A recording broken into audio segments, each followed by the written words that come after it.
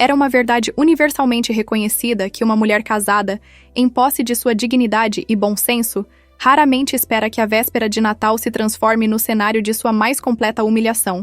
Contudo, foi precisamente isso que me aconteceu naquele 24 de dezembro, quando 25 membros de minha família se reuniram em minha residência para celebrar a data que, supostamente, evocaria amor, união e esperança. Meu nome é Helena Andrade, tenho 38 anos de idade, e até aquele momento funesto considerava-me razoavelmente bem situada na vida. Casara-me com Ricardo Andrade há 15 anos, quando eu possuía apenas 23 primaveras, e acreditava, com toda a ingenuidade própria da juventude, que o amor que sentíamos um pelo outro seria suficiente para atravessar quaisquer tempestades que o destino nos reservasse. Tínhamos 2 filhos adoráveis, Mateus, de 13 anos, e Sofia, de 10. Criaturas de espírito doce e disposição afetuosa que constituíam o centro absoluto de minha existência. A manhã daquele dia iniciara-se com a habitual agitação que precede as festividades familiares. Eu levantara-me às 6 horas, ainda no escuro da madrugada, para dar início aos preparativos da ceia. O peru precisava ser temperado e colocado no forno, a farofa demandava atenção cuidadosa, e havia ainda o arroz à grega, a salada de maionese, os acompanhamentos variados, e, naturalmente, a sobremesa que eu preparara com tanto esmero. Um pavê de chocolate que era tradição em nossa família há 3 gerações, cuja receita minha avó materna me confiara quando eu tinha apenas 12 anos de idade. Ricardo acordara por volta das 9 horas. Descera as escadas com aquela expressão vagamente irritada que se tornara habitual em seu semblante nos últimos meses. Servira-se de café sem dirigir-me palavra alguma, e retirara-se para seu escritório alegando ter alguns assuntos urgentes a resolver. Não era comportamento incomum. Meu marido sempre fora homem dedicado ao trabalho, advogado bem-sucedido, especializado em direito empresarial, e eu aprendera há muito tempo a não tomar suas ausências e silêncios como ofensas pessoais. Ou assim eu me convencia, naqueles dias de crescente solidão dentro do próprio casamento. As crianças, por sua vez, demonstravam todo o entusiasmo próprio da ocasião. Mateus e Sofia haviam decorado a árvore de Natal na noite anterior, pendurando cada enfeite com o cuidado reverente de quem participa de um ritual sagrado. A árvore, um pinheiro artificial de 2 metros de altura que adquiríramos há 7 anos, ocupava lugar de honra na sala de estar, junto à grande janela que dava para o jardim.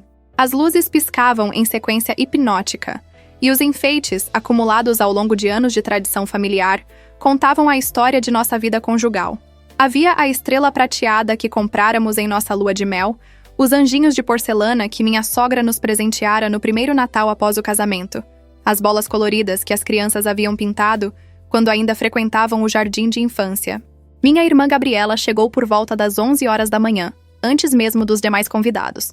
Gabriela era 5 anos mais velha do que eu.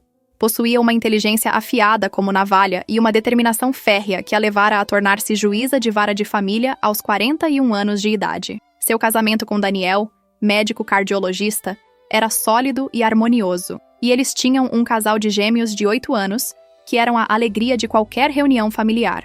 Ao entrar em minha cozinha, Gabriela trouxe consigo não apenas o bolo de rabanada que preparara especialmente para a ocasião, mas também aquele olhar penetrante e inquieto, que sempre manifestava quando suspeitava que algo não ia bem.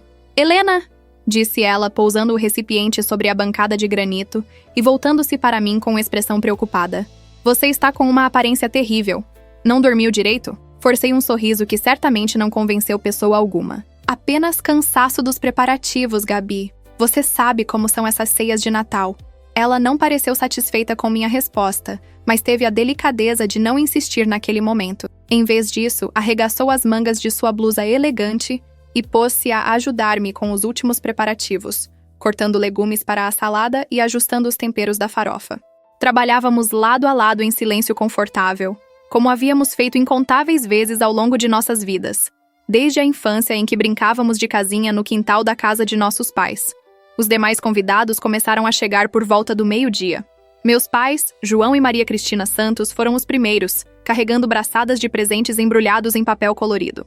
Meu pai, aposentado há 3 anos após uma carreira bem-sucedida como engenheiro civil, mantinha ainda aquele porte ereto e digno que sempre o caracterizara.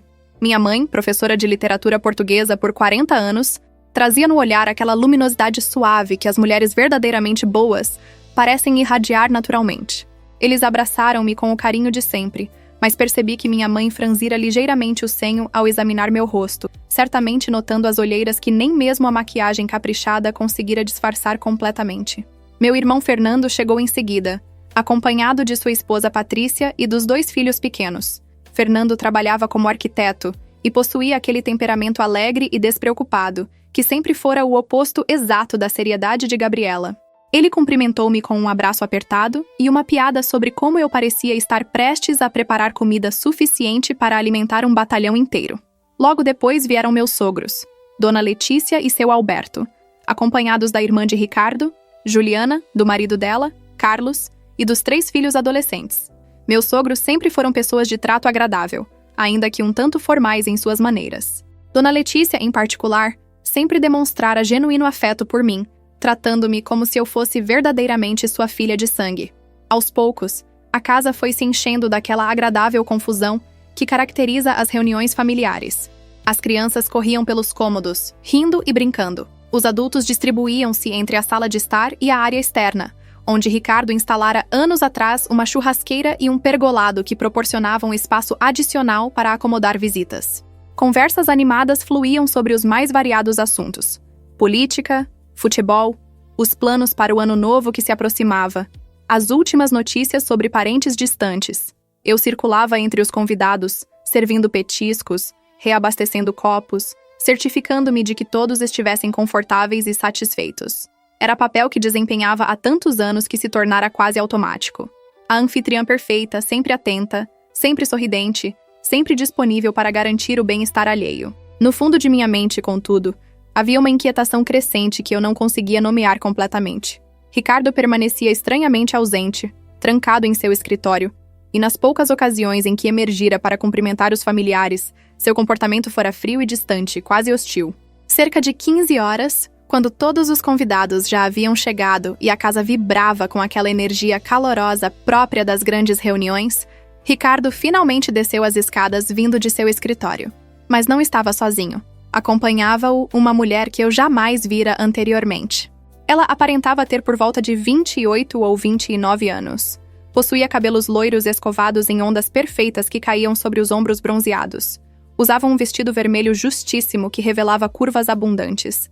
E trazia no rosto uma expressão de triunfo mal disfarçado que me fez sentir um calafrio percorrer toda a extensão de minha coluna vertebral. As conversas foram morrendo gradualmente à medida que as pessoas notavam a presença do casal no topo da escadaria. Um silêncio pesado e desconcertante instalou-se na sala. Eu permaneci paralisada junto à mesa onde dispusera os aperitivos, segurando uma travessa de queijos variados, incapaz de processar completamente o que meus olhos testemunhavam. Ricardo desceu os degraus com passos decididos, a mão firmemente segurando o cotovelo da mulher desconhecida, e posicionou-se no centro da sala de estar, diante da árvore de Natal que cintilava alegremente, alheia ao drama que estava prestes a desenrolar-se. Ele limpou a garganta de maneira teatral, como fazia quando estava prestes a fazer algum pronunciamento importante em suas reuniões profissionais. Gostaria de aproveitar esta ocasião para fazer um anúncio, disse ele em voz alta e clara que alcançou todos os cantos da casa. Seu tom era frio, quase businesslike, como se estivesse apresentando os termos de um contrato comercial e não destruindo uma família inteira. Meu coração começou a bater de forma irregular e acelerada. Ao meu redor, percebi que meus familiares haviam interrompido completamente suas atividades e conversas, voltando toda a atenção para Ricardo. Minha mãe segurava a mão de meu pai com força visível. Gabriela aproximara-se de mim, posicionando-se ao meu lado em gesto instintivo de proteção. Helena e eu, continuou Ricardo, e pela primeira vez em 15 anos de casamento, ouvi meu próprio nome sendo pronunciado por ele com algo que se assemelhava a desprezo. Vamos nos divorciar. Estou deixando-a por uma mulher de verdade. O silêncio que se seguiu foi absoluto e aterrador.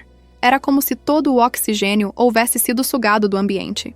Eu não conseguia mover-me, não conseguia respirar adequadamente, não conseguia sequer processar completamente as palavras que acabara de ouvir. Por uma mulher de verdade. A frase ecoava em minha mente, cada palavra uma lâmina afiada cortando camadas sucessivas de minha dignidade e autoestima. A mulher de vestido vermelho, aquela que ele classificara como mulher de verdade, em oposição ao que eu supostamente representava, sorriu com satisfação evidente e inclinou-se para beijar Ricardo na bochecha. Era um gesto de posse, uma declaração territorial que não poderia ser mais clara se ela houvesse urinado ao redor dele marcando seu território. Foi meu filho Mateus quem quebrou o silêncio primeiro. Ele estava sentado no sofá ao lado da irmã Sofia, e ao ouvir as palavras do pai, seu rosto, aquele rosto ainda infantil que preservava traços da criança que ele fora há tão pouco tempo, contorceu-se em expressão de dor e incompreensão absolutas. Papai? A voz dele saiu trêmula, quebrada. O que você está dizendo? Ricardo mal olhou na direção do filho. Você vai entender quando for mais velho, Mateus. Às vezes as pessoas simplesmente não são compatíveis. Sua mãe e eu não funcionamos mais como casal. Sofia começou a chorar.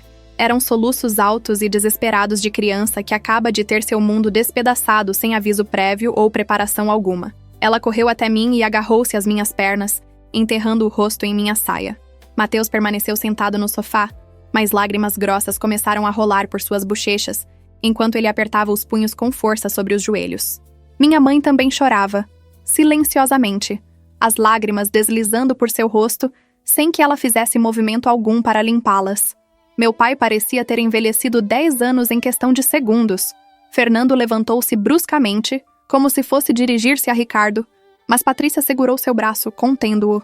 Foi então que a mulher de vestido vermelho, e naquele momento eu ainda não sabia seu nome, ainda não conhecia nada sobre aquela criatura que invadira minha casa e minha vida com tanta desenvoltura, fez algo que ultrapassou todos os limites concebíveis de crueldade e falta de decoro. Ela caminhou até nossa árvore de Natal, aquela árvore que meus filhos haviam decorado com tanto amor e cuidado, retirou de sua bolsa uma fotografia emoldurada e pendurou-a em um dos galhos centrais, bem à vista de todos. Era uma fotografia dela e Ricardo. Eles estavam abraçados, sorrindo para a câmera, em alguma praia de águas cristalinas. Ele usava apenas uma sunga, ela um biquíni mínimo. A intimidade entre eles era inegável, obscena em seu exibicionismo. E agora aquela imagem profanava nosso espaço familiar, pendurada em nossa árvore de Natal como se fosse apenas mais um enfeite comum. Achei que seria uma boa lembrança, disse ela com um sorriso que era pura maldade destilada. Uma maneira de começar novas tradições, sabe? Gabriela deu um passo à frente, e pela expressão em seu rosto percebi que ela estava a milímetros de perder completamente a compostura. Sua voz, quando finalmente falou, era baixa e perigosamente controlada. Como você se atreve a entrar nesta casa e... Gabriela, surpreendi-me ao ouvir minha própria voz, mais firme do que eu imaginara ser capaz de produzir naquelas circunstâncias. Não vale a pena. Eu delicadamente despreendi Sofia de minhas pernas e caminhei até onde Ricardo permanecia parado, aquele homem com quem dividira 15 anos de minha vida, com quem construíra uma família, com quem fizera planos e sonhos que agora jaziam destroçados aos meus pés como cacos de vidro, impossíveis de serem remontados. Eu gostaria, disse eu, mantendo o tom de voz tão neutro quanto possível, que você ao menos tivesse tido a decência de me informar isso em particular. Que tivesse poupado nossos filhos e nossas famílias deste... espetáculo. Ricardo revirou os olhos com impaciência. Sempre tão dramática, Helena. Sempre fazendo tempestade em copo d'água. É exatamente esse tipo de comportamento que me cansou. A Vanessa. Ele indicou a mulher ao seu lado com um gesto casual. É diferente. Ela é vibrante. Ela é vital. Ela me faz sentir vivo novamente. Então aquele era o nome dela. Vanessa. Gravei-o em minha memória. Não por qualquer desejo de vingança ou retribuição, mas simplesmente porque parecia importante saber o nome da pessoa que estava participando ativamente da destruição de minha família. E nossos filhos? Perguntei, ouvindo minha voz quebrar pela primeira vez. Como você pode fazer isso com eles, Ricardo? Na véspera de Natal? Ele deu de ombros, em gesto de indiferença, que me chocou mais do que qualquer palavra poderia ter feito. Eles vão superar. Crianças são resilientes. E francamente, Helena, talvez seja até melhor para eles não crescerem vendo um casamento morto e sem vida como o nosso. Pelo menos assim eles terão exemplos de relacionamentos verdadeiros e apaixonados. A amante, Vanessa, sorriu e entrelaçou seus dedos nos dele. Era um gesto possessivo, uma demonstração pública de propriedade que fez meu estômago revirar. Naquele instante, enquanto observava meu marido entrelaçar seus dedos nos dela com tanta naturalidade, como se eu e nossos 15 anos de casamento não passássemos de um inconveniente menor já superado, senti algo dentro de mim se solidificar. Não era raiva, não ainda. Era algo mais frio, mais calculado. Era a compreensão cristalina de que o homem à minha frente não era mais a pessoa que eu conhecera e amara. Talvez nunca houvesse sido. Meu pai levantou-se da poltrona onde estava sentado, e sua voz, quando falou, tremia de indignação contida. Ricardo, eu sempre o respeitei como genro, sempre o considerei um homem de caráter. Mas isto... Isto é imperdoável. Humilhar minha filha desta maneira, na frente de toda a família, no Natal, com todo respeito, seu João, interrompeu Ricardo, sem demonstrar qualquer traço de arrependimento ou constrangimento. Este é um assunto entre mim e Helena. Nossa decisão está tomada, e francamente não preciso da aprovação de ninguém para viver minha vida da maneira que me faça feliz. Dona Letícia, minha sogra, aproximou-se com o rosto pálido como cera. Ricardo, meu filho, o que está acontecendo com você? Esta não é a maneira como criamos você. Sua família... Minha família, cortou Ricardo com rispidez que me surpreendeu, pois ele sempre fora respeitoso com os pais. Precisa entender que eu tenho direito à felicidade. Passei anos da minha vida preso em um casamento tedioso, com uma mulher que não tem ambição alguma, que se contentou em ser apenas dona de casa e mãe. Vanessa me compreende. Ela é advogada também. Ela entende minha carreira, minhas aspirações. Então era isso. Eu não era suficiente porque escolhera dedicar-me aos nossos filhos em vez de perseguir uma carreira própria. Eu não era uma mulher de verdade, porque priorizara criar um lar acolhedor e seguro para nossa família. Todas aquelas escolhas que fizemos juntos, todas aquelas conversas em que ele concordara que seria melhor para as crianças terem pelo menos um dos pais presente e disponível em tempo integral, tudo isso agora era transformado em falhas minhas, em inadequações pessoais. Fernando não conseguiu mais conter-se. Ele atravessou a sala em passadas largas e parou a poucos centímetros de Ricardo. Meu irmão era alguns centímetros mais alto e visivelmente furioso. Você é um covarde, disse ele, cuspindo cada palavra. Um covarde desprezível que não teve coragem sequer de terminar seu casamento em particular, que escolheu fazer um espetáculo público da humilhação de sua esposa. E ainda se atreve a trazer sua amante para dentro da casa de Helena, na frente dos seus próprios filhos? Ricardo não recuou, mas percebi um leve franzir em sua testa. O primeiro sinal de que talvez sua bravata não fosse tão sólida quanto pretendia demonstrar. Não sou obrigado a explicações. Helena vai ficar bem. Ela sempre fica.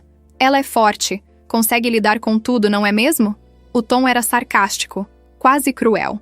Foi nesse momento que caminhei até a mesa lateral onde eu depositara os presentes de Natal que preparara para cada membro da família. Havia um presente especial para Ricardo, algo em que trabalhara por semanas. Era uma caixa de madeira envernizada que eu mesma decorara, contendo uma coleção de cartas que escrevi ao longo de nosso casamento. Cartas de amor que jamais tivera coragem de entregar, mas que guardara como testemunhos de meus sentimentos. Dentro da caixa também havia uma gravata italiana de seda que custara 3 meses de minhas economias pessoais, escolhida porque ele comentara casualmente meses atrás que admirara uma similar em uma vitrine. Peguei a caixa embrulhada em papel dourado com um laço vermelho que amarrara com cuidado naquela mesma manhã e caminhei até Ricardo. Por um brevíssimo instante, algo passou por seus olhos. Surpresa? Constrangimento? Não consegui identificar antes que sua expressão voltasse àquela máscara de indiferença fria. Isto é para você, disse eu, estendendo o presente. Feliz Natal, Ricardo. Ele olhou para a caixa como se fosse algo contaminado, algo que pudesse infectá-lo apenas pelo toque. Então, em movimento brusco que me fez recuar instintivamente, ele arrancou o presente de minhas mãos, caminhou até a lixeira grande que ficava no canto da sala de jantar e jogou-o lá dentro. O som do impacto reverberou pela casa silenciosa como um tiro.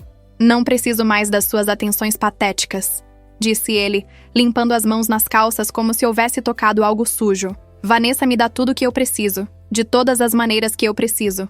Você sempre foi tão previsível, Helena, tão sem graça.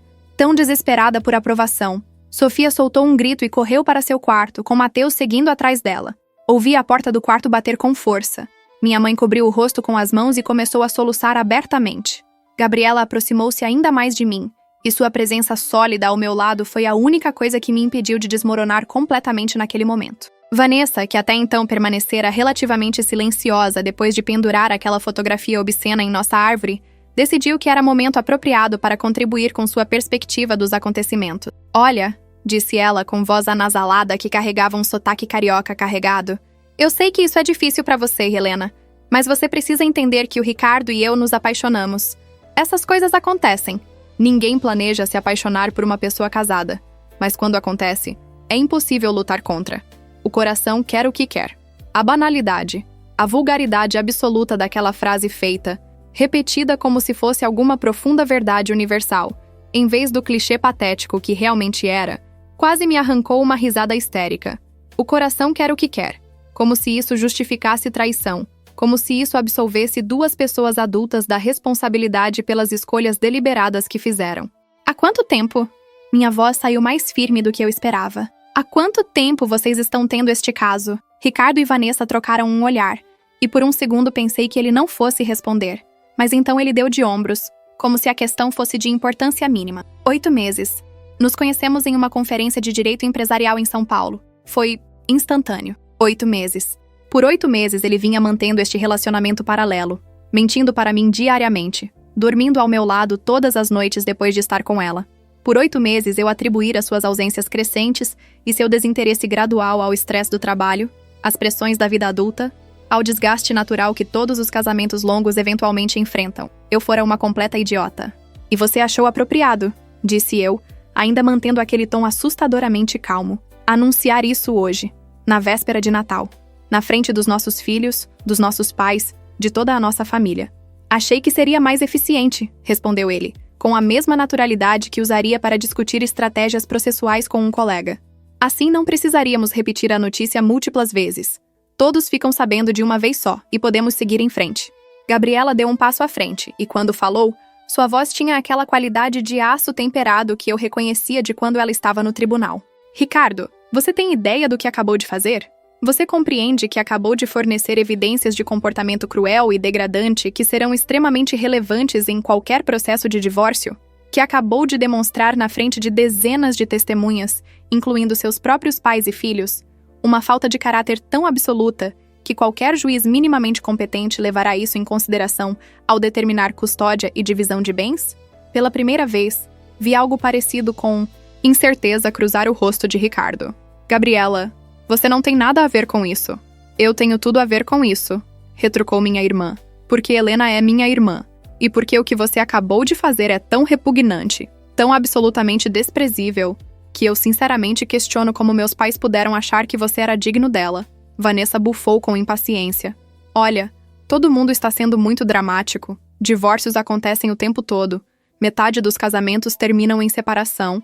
Não é como se fosse o fim do mundo. Não para você, certamente, disse Patrícia, esposa de Fernando, que até então permanecera em sileio. Sua voz era fria como gelo. Para você isto é apenas uma conquista, um troféu que você arrancou de outra mulher. Mas para Helena, para estas crianças, isto é o fim de tudo que conheciam como família. E o fato de você não conseguir compreender isso apenas demonstra quão rasa e egoísta você realmente é. Vanessa abriu a boca para responder, mas Ricardo segurou seu braço. Não vale a pena discutir com elas, amor. Vamos embora. Eu já disse o que tinha que dizer. Você vai embora? A voz era de Dona Letícia, e havia nela uma mistura de descrença e dor tão profunda que me partiu o coração. Você vai simplesmente sair desta casa, deixar seus filhos chorando e ir embora com esta pessoa? Mãe, por favor, não torne isso mais difícil do que precisa ser. Mais difícil? A voz de minha sogra subiu 1/8. Como poderia ser mais difícil, Ricardo? Você acabou de destruir sua família, humilhou sua esposa, traumatizou seus filhos e ainda tem a audácia de pedir que não tornemos isso difícil? Seu Alberto, meu sogro, levantou-se pesadamente da cadeira onde estivera sentado em silêncio chocado. Ele era homem de poucas palavras, mas quando falava, sua voz carregava a autoridade que vinha de décadas como diretor de empresa respeitada. Ricardo, você está cometendo o maior erro de sua vida. E quando você finalmente perceber isso, quando a novidade desta situação se dissipar e você compreender o que jogou fora, será tarde demais. Helena é uma mulher extraordinária, uma mãe devotada, e você não merece nem o chão que ela pisa. Por um instante, algo vacilou no rosto de Ricardo. Mas então, Vanessa apertou seu braço, inclinou-se para sussurrar algo em seu ouvido, e ele endureceu novamente. Eu já tomei minha decisão. Helena receberá os papéis do divórcio em breve. Sugiro que contrate um advogado. Pode ter certeza que ela vai contratar um advogado, disse Gabriela, com um sorriso que não chegava nem perto de seus olhos. O melhor advogado de direito de família que o dinheiro pode comprar. E você vai descobrir que desprezar e humilhar publicamente a mãe de seus filhos tem consequências. Consequências severas. Ricardo revirou os olhos novamente naquele gesto de desdém que eu passara a odiar nas últimas horas. Ele pegou a mão de Vanessa e dirigiu-se à porta. Mas antes de sair, virou-se uma última vez. E Helena, vou precisar que você desocupe a casa em 60 dias. A casa está em meu nome, afinal. Você pode levar suas coisas pessoais, é claro, mas a casa fica comigo. Vanessa e eu vamos morar aqui depois que nos casarmos. O silêncio que se seguiu foi absoluto. Era uma coisa humilhar-me publicamente, destruir nosso casamento da maneira mais cruel possível, mas agora ele estava me expulsando de minha própria casa, do lar que eu construíra e mantivera por 15 anos, para instalar sua amante no meu lugar. Antes que qualquer um pudesse responder, antes que eu mesma pudesse processar completamente aquela última crueldade, Ricardo e Vanessa saíram pela porta, fechando-a atrás de si com um clique definitivo. Por um longo momento, ninguém se moveu. Era como se todos nós tivéssemos sido transformados em estátuas, paralisados pelo choque do que acabáramos de testemunhar. Então, lenta e deliberadamente, caminhei até a lixeira onde Ricardo jogara meu presente. Abaixei-me, peguei a caixa dourada agora amassada em um dos cantos e segurei-a contra meu peito. Helena! A voz de minha mãe era um sussurro quebrado. Ela aproximou-se e me envolveu em seus braços. E finalmente, permiti-me chorar. Não foram lágrimas silenciosas e dignas. Foram soluços grandes e feios que me sacudiram dos pés à cabeça, anos de tensão e infelicidade não reconhecida finalmente encontrando liberação. Meu pai juntou-se ao abraço, depois Gabriela, depois Fernando, depois todos os outros.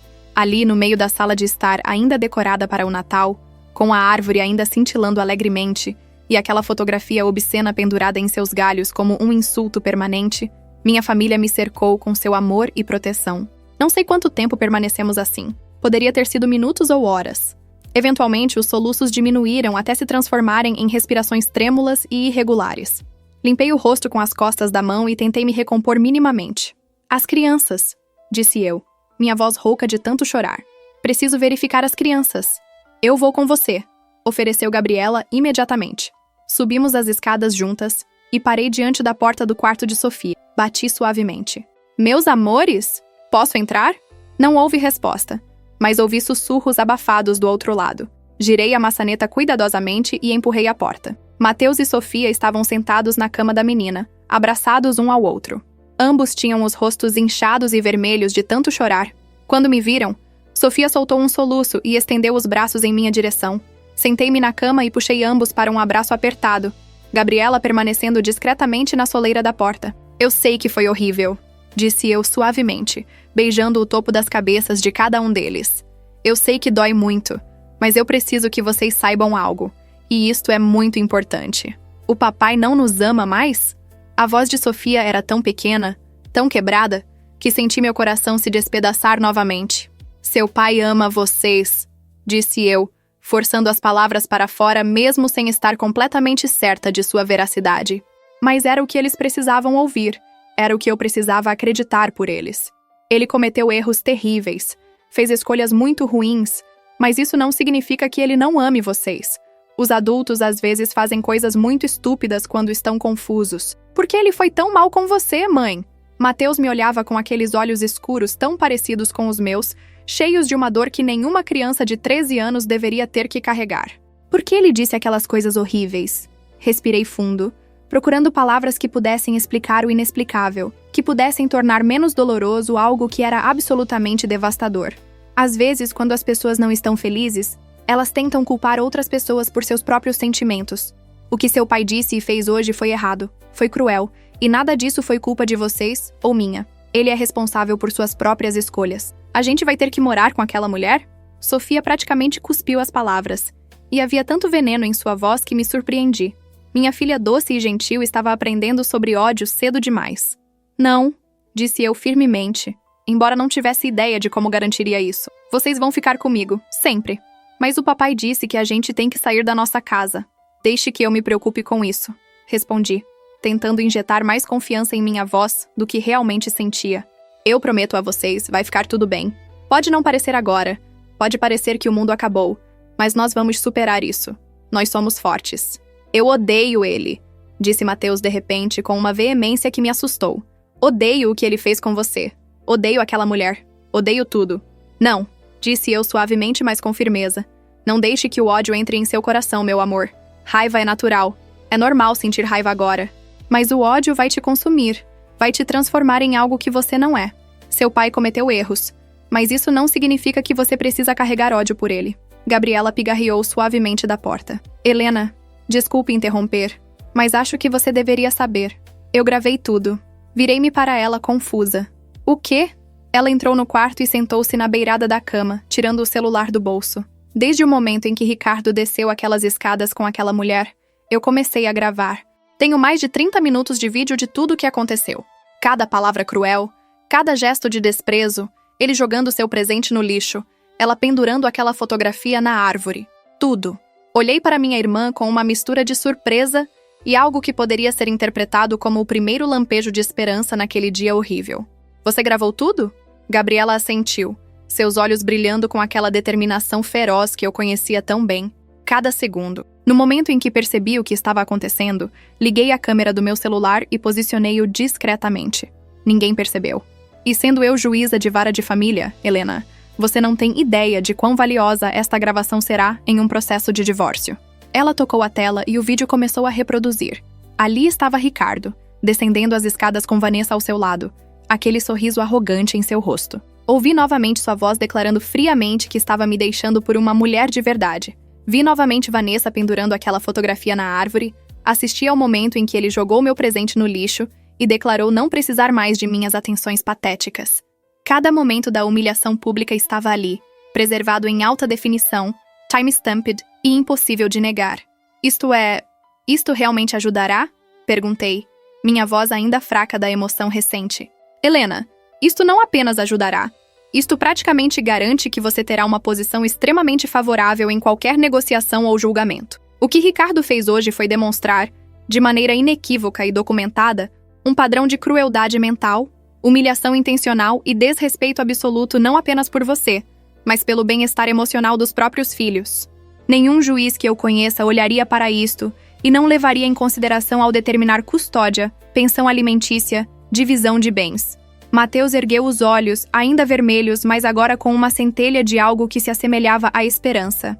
Então a gente não vai ter que morar com ela? Com a Vanessa? Não se eu puder evitar, respondeu Gabriela com convicção. E acredite, eu vou fazer tudo ao meu alcance para garantir isso. Sofia apertou minha mão. Tia Gabi pode fazer a gente ficar com você, mãe? Sua tia Gabi é juíza, meu amor. Então ela não pode julgar o nosso caso porque seria conflito de interesses. Mas ela conhece a lei melhor do que quase qualquer pessoa, e ela vai me ajudar a encontrar o melhor advogado possível, alguém que vai lutar por nós. Gabriela assentiu firmemente. Já tenho alguém em mente, na verdade. Doutora Mariana Fonseca. Ela é absolutamente implacável em casos de divórcio, especialmente quando há evidência de comportamento cruel ou abusivo. Eu ligo para ela ainda hoje. Explico a situação. Considerando que é véspera de Natal, talvez não consigamos falar diretamente com ela, mas deixarei mensagem detalhada. No Natal? Hesitei. Não quero incomodar ninguém em um feriado. Helena, interrompeu Gabriela gentilmente, mas com firmeza. Isto é uma emergência. Ricardo acabou de anunciar que você tem 60 dias para desocupar sua própria casa. Isso significa que precisamos agir rápido. Muito rápido. Amanhã mesmo, se possível, você precisa ter representação legal. Cada dia que passa sem ação legal adequada é um dia que Ricardo pode usar para movimentar ativos, esconder dinheiro, se preparar melhor para o processo. A realidade da situação começou a me atingir com força renovada. Isto não era apenas o fim de um casamento. Isto era uma batalha legal complexa pela qual eu não estava nem remotamente preparada. Questões de custódia dos filhos, divisão de propriedades, pensão alimentícia, tudo isso agora pairava sobre minha cabeça como uma tempestade iminente. Eu não tenho dinheiro próprio, disse eu, sentindo o pânico começar a se instalar. Tudo está em contas conjuntas com Ricardo. Eu não trabalhei fora nos últimos 15 anos. Como vou pagar um advogado? Primeiro, disse Gabriela calmamente. Amanhã mesmo, na primeira hora, você vai ao banco e retira metade de todo o dinheiro que estiver em contas conjuntas. É seu direito legal. Depois, você abre uma conta somente no seu nome e deposita esse dinheiro lá. Segundo, em casos de divórcio, onde uma das partes não tem renda própria, geralmente o tribunal ordena que a parte com recursos financie a representação legal da outra. Mas não vamos depender disso inicialmente. Se necessário, nossa família vai ajudar com os custos legais. Eu não posso aceitar caridade da família. Não é caridade, Helena. É investimento na sua proteção e no bem-estar dos seus filhos. Além disso, eventualmente esses custos podem ser recuperados do Ricardo como parte do acordo de divórcio. Ele tem muito mais a perder do que você nesta situação, especialmente agora que temos evidência em vídeo de seu comportamento. Um pensamento súbito me ocorreu. Gabriela, e se ele tentar dizer que a gravação é ilegal? Que foi feita sem consentimento dele? Ela sorriu, mas era um sorriso frio e profissional. No Brasil, é legal gravar conversas das quais você é participante ou que ocorrem em locais públicos ou semipúblicos. Aquela sala estava cheia de pessoas. Era uma reunião familiar em espaço compartilhado. Não havia expectativa de privacidade. Além disso, ele próprio escolheu fazer aquele anúncio publicamente, na frente de dezenas de testemunhas. Mesmo sem a gravação, temos pelo menos 20 pessoas que podem testemunhar sobre o que aconteceu hoje. Mas a gravação torna tudo muito mais fácil, muito mais claro e impossível de contestar. Beijei as cabeças de meus filhos novamente. Por que não tentam descansar um pouco? Sei que foi um dia terrível, mas... Não quero ficar sozinha, disse Sofia rapidamente, agarrando minha blusa. Por favor, mãe, não me deixe sozinha. Tudo bem, meu amor. Que tal se vocês dois ficarem aqui juntos? Eu preciso ir lá embaixo conversar com a família, mas volto para verificar vocês em alguns minutos. Podem até dormir juntos aqui hoje, se quiserem. Mateus assentiu, ainda segurando firme a mão da irmã. A gente fica junto, eu cuido da Sophie. Desci as escadas com Gabriela, minhas pernas tremendo levemente a cada degrau. Na sala de estar, encontrei minha família ainda reunida, conversando em tons baixos e sérios. Ao me ver, todos se voltaram, e vi em cada rosto uma mistura de preocupação, raiva e determinação. Minha mãe aproximou-se imediatamente. Como estão as crianças? Assustadas, magoadas, confusas. Como seria de esperar depois de presenciar aquilo? Não consegui terminar a frase. Meu pai colocou a mão no meu ombro. Helena, quero que saiba que você e as crianças não ficarão desamparados. Se Ricardo realmente tentar expulsá-la desta casa, vocês virão morar conosco. Temos espaço de sobra. E se precisarem de ajuda financeira para os advogados? Acrescentou Fernando. Patrícia e eu podemos contribuir. Não é muito, mas todos nós ajudaremos. Interrompeu Dona Letícia, minha sogra, com voz embargada. Seus olhos estavam vermelhos de tanto chorar. Helena, eu não tenho palavras para expressar minha vergonha pelo comportamento do meu filho. O que ele fez hoje? Jamais imaginei que ele pudesse ser capaz de tamanha crueldade. Seu Alberto e eu queremos que você saiba que estaremos ao seu lado, não ao dele. Os netos são nossa prioridade, e você sempre foi como uma filha para nós. Suas palavras me fizeram chorar novamente, mas eram lágrimas diferentes agora. Lágrimas de gratidão por ter pessoas que me amavam verdadeiramente, que não me abandonariam na pior crise de minha vida. Obrigada, sussurrei. Obrigada a todos. Eu não sei como teria sobrevivido a este dia sem vocês. Você nunca terá que descobrir, disse Gabriela firmemente, porque nós não vamos a lugar nenhum. E agora precisamos ser práticos. Helena, você tem acesso a todos os documentos financeiros? Declarações de imposto de renda, extratos bancários, documentos de propriedades? Pensei por um momento. Ricardo sempre cuidou da parte financeira. Ele dizia que eu não precisava me preocupar com isso, que ele gerenciava tudo. Mas sei onde ele guarda os documentos. Há um arquivo no escritório dele. Amanhã, antes de fazer qualquer coisa, você precisa fazer cópias de absolutamente todos esses documentos. Declarações de IR dos últimos 5 anos, extratos de todas as contas bancárias, informações sobre investimentos, escrituras de propriedades, tudo. Ricardo é advogado, então ele sabe exatamente como funciona um processo de divórcio. Ele pode tentar esconder ativos ou transferir dinheiro. Precisamos documentar tudo o que existe agora, antes que ele tenha chance de fazer qualquer movimento. Seu Alberto pigarreou. Gabriela está certa, e eu posso ajudar com isso. Trabalhei em finanças corporativas a vida toda. Posso revisar os documentos e identificar se há algo suspeito, contas escondidas, transferências incomuns. Além disso, continuou Gabriela, você precisa começar a documentar tudo a partir de agora. Cada interação com Ricardo, cada mensagem de texto, cada e-mail, cada conversa telefônica, se ele fizer ameaças, se ele demonstrar comportamento errático ou hostil, tudo precisa ser registrado. Compre um caderno e use-o exclusivamente para isso. Anote data, hora, o que foi dito, quem estava presente.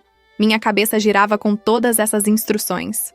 Há apenas algumas horas, eu estava preparando uma ceia de Natal, preocupada apenas com temperos e decorações. Agora estava sendo instruída sobre como documentar evidências para uma batalha legal contra o homem com quem passei 15 anos de minha vida. Tem mais uma coisa, disse Gabriela hesitantemente. Você precisa estar preparada para a possibilidade de que Ricardo tente pintar você como instável ou não apta a ter a custódia das crianças. É uma tática suja, mas advogados em casos de divórcio às vezes recorrem a isso. Mas isso é absurdo! Eu dediquei minha vida inteira aos meus filhos. Eu sei, e qualquer pessoa racional sabe disso também. Mas no tribunal, o que importa é o que pode ser provado. Por isso é tão importante que você documente tudo, que mantenha a calma em todas as interações com ele, que não dê a ele munição para usar contra você. Não importa o quão provocador ele seja, você precisa manter a compostura. Fernando bufou com indignação. Então ela tem que agir como santa enquanto ele faz o que quiser? Isso é injusto! É injusto, se concordou Gabriela, mas é a realidade do sistema legal. A pessoa que mantém a calma, que documenta tudo adequadamente, que age de forma racional e responsável, geralmente sai em vantagem. Helena tem essa capacidade. Ricardo, claramente não. Juliana, cunhada de Ricardo e, portanto, minha cunhada também, aproximou-se timidamente. Ela estava visivelmente constrangida, certamente sentindo-se dividida entre a lealdade ao irmão e a clara evidência de que ele agira de maneira deplorável. Helena, eu não sei o que dizer. Estou tão envergonhada. Se houver qualquer coisa que eu possa fazer para ajudar, você pode testemunhar sobre o que viu hoje, disse Gabriela prontamente. Se chegar a um julgamento de custódia, seu testemunho como irmã do Ricardo seria particularmente valioso, porque mostraria que até mesmo a própria família dele reconhece que seu comportamento foi impróprio. Juliana assentiu lentamente. Se for necessário, eu testemunho. O que ele fez hoje foi imperdoável. Aquelas crianças não mereciam presenciar aquilo. Olhei para o relógio na parede.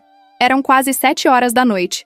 Toda aquela cena horrível acontecera há apenas algumas horas, mas parecia que havia se passado uma eternidade. A ceia que eu preparara com tanto cuidado permanecia intocada na cozinha. Ninguém tinha estômago para comer depois do que acontecera. O que fazemos com a comida? Perguntei, de repente consciente de que havia um peru inteiro, farofa suficiente para alimentar 30 pessoas, e uma mesa completa de acompanhamentos que seriam desperdiçados. Vamos embalar tudo, disse Patrícia prontamente. Cada família leva um pouco para casa. Assim você não precisa se preocupar com comida pelos próximos dias e nada se perde. Nos movemos para a cozinha em uma espécie de operação silenciosa e coordenada.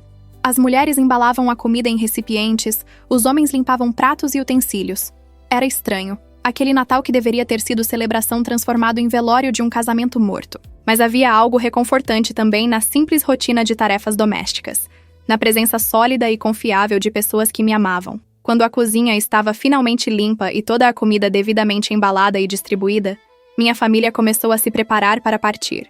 Cada um me abraçou longamente, sussurrando palavras de encorajamento e promessas de apoio contínuo. Dona Letícia chorou novamente ao me abraçar, pedindo desculpas repetidamente pelo comportamento do filho, como se ela fosse de alguma forma responsável pelas escolhas que um homem adulto fizera. Gabriela foi a última a sair. Vou ligar para a doutora Mariana ainda hoje, deixar uma mensagem explicando a situação. Amanhã de manhã, logo cedo, eu venho buscar você. Vamos ao banco primeiro, depois tentamos marcar uma reunião com ela o mais rápido possível. Enquanto isso, faça as cópias de todos os documentos que conseguir encontrar. E Helena? Sim, você é mais forte do que imagina. Eu sei que não parece agora, sei que você se sente despedaçada, mas você vai sobreviver a isso. Mais do que isso, você vai prosperar. Homens como Ricardo sempre subestimam as mulheres que descartam. Ele vai descobrir que cometeu um erro monumental. Depois que todos partiram, a casa mergulhou em um silêncio pesado e opressivo. Caminhei até a sala de estar e parei diante da árvore de Natal. Aquela fotografia ainda pendurava ali, um insulto permanente. Com movimentos deliberados, arranquei-a do galho e rasguei-a em pedaços pequenos, jogando os fragmentos no lixo. Depois, sistematicamente, removi cada enfeite da árvore, embalei-os cuidadosamente e desmontei a estrutura inteira. Não haveria mais Natal nesta casa este ano. Subi para verificar as crianças e encontrei-as dormindo, abraçadas na cama de Sofia. Seus rostos, mesmo no sono, ainda mostravam sinais do trauma do dia. Beijei cada um suavemente na testa e cobri-os com um cobertor extra. No meu próprio quarto, o quarto que dividira com Ricardo por tantos anos, tudo parecia estranho e hostil agora. A cama onde dormíramos juntos, o closet onde nossas roupas penduravam lado a lado, as fotografias na cômoda mostrando momentos mais felizes de nosso casamento. Tudo era lembrança dolorosa de algo que estava irrevogavelmente perdido. Abri o closet e comecei a retirar as roupas de Ricardo, jogando-as sobre a cama em pilha crescente. Cada terno caro, cada camisa que eu passara a ferro com cuidado, cada gravata que eu ajudara a escolher. Quando terminei, peguei todas as suas coisas, Levei para o quarto de hóspedes e fechei a porta. Ele não dormiria mais no meu quarto. Se voltasse para esta casa, e eu duvidava que voltasse, teria que dormir em outro lugar. De volta ao meu quarto, sentei-me na beirada da cama e permiti-me, pela primeira vez desde que tudo acontecera, realmente processar o que havia ocorrido. Meu casamento acabou. O homem que eu amara, com quem construíra uma vida, com quem criara 2 filhos lindos, escolhera me humilhar da maneira mais pública e cruel possível. E agora eu enfrentaria uma batalha legal que decidiria não apenas meu futuro financeiro, mas o bem-estar emocional de meus filhos. Chorei novamente, mas estas lágrimas eram diferentes. Não eram apenas de dor, mas também de raiva. Raiva por ter sido tão ingênua, tão confiante, tão completamente cega para o que estava acontecendo bem debaixo do meu nariz por 8 meses. Raiva por ter dedicado 15 anos da minha vida a um homem que me descartou como se eu não valesse nada. Eventualmente, as lágrimas cessaram, deixando-me exausta, mas estranhamente mais clara mentalmente. Olhei para o relógio. Eram quase 11 horas da noite. Véspera de Natal ainda. Tecnicamente. Embora parecesse que dias inteiros houvessem transcorrido desde aquela manhã quando eu acordara preocupada apenas com temperos e decorações. Levantei-me da cama e dirigi-me ao escritório de Ricardo. Era um cômodo que ele sempre considerara seu território privado, decorado com móveis de madeira escura, estantes repletas de livros de direito e um grande desk executivo onde ele passava horas trabalhando em casos complexos. Senti-me quase como uma intrusa ao entrar ali. Décadas de condicionamento para respeitar seus espaços pessoais, ainda operando automaticamente. Mas então me lembrei. Isto era minha casa também. Eu tinha todo o direito de estar ali. O arquivo de metal cinza ficava no canto do escritório.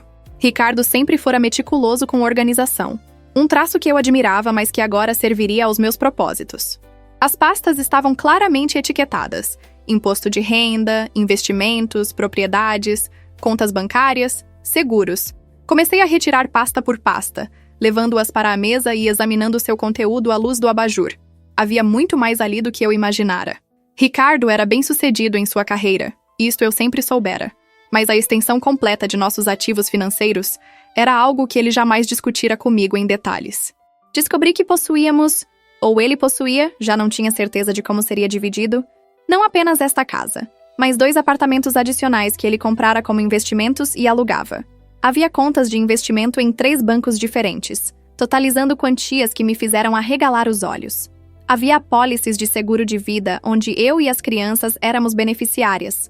Havia fundos de previdência privada, ações de empresas, títulos do governo. Enquanto fotografava página após página com meu celular, certificando-me de capturar cada detalhe, comecei a me perguntar por que Ricardo jamais compartilhara estas informações comigo de maneira transparente. Éramos casados, supostamente parceiros em todas as dimensões de nossas vidas, mas ele mantivera as finanças familiares como mistério ao qual eu não tinha acesso completo. Dizia-me apenas o suficiente, que as contas estavam pagas, que não precisávamos nos preocupar com dinheiro, que eu poderia usar o cartão de crédito livremente para as necessidades domésticas. Mas os detalhes reais, as cifras específicas, a estratégia financeira geral, tudo isso permanecera território exclusivamente dele. Agora, examinando estes documentos sob a luz crua e reveladora da crise, percebi que isto fora forma de controle.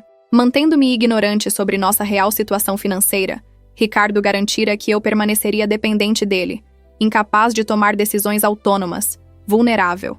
Era manipulação sutil, mas eficaz, e eu me sentia simultaneamente furiosa e envergonhada por ter permitido que isto acontecesse. Trabalhei metodicamente por mais de 2 horas, fotografando cada documento relevante, organizando as imagens em pastas específicas no meu celular, depois fazendo backup de tudo na nuvem. Gabriela ficaria orgulhosa de minha diligência. Quando finalmente terminei, eram quase 2 horas da manhã do dia de Natal. Recoloquei todas as pastas exatamente como as encontrara, certificando-me de que Ricardo não suspeitasse de minha incursão. No meu quarto, conectei o celular ao computador e imprimi cópias físicas dos documentos mais importantes.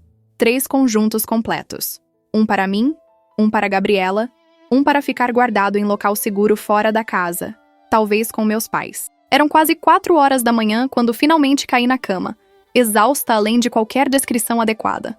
Dormi mal, atormentada por sonhos fragmentados onde Ricardo e Vanessa riam, enquanto eu tentava desesperadamente juntar os pedaços quebrados de minha vida. Acordei às 7 horas com o som de batidas suaves na porta do quarto. Era Mateus.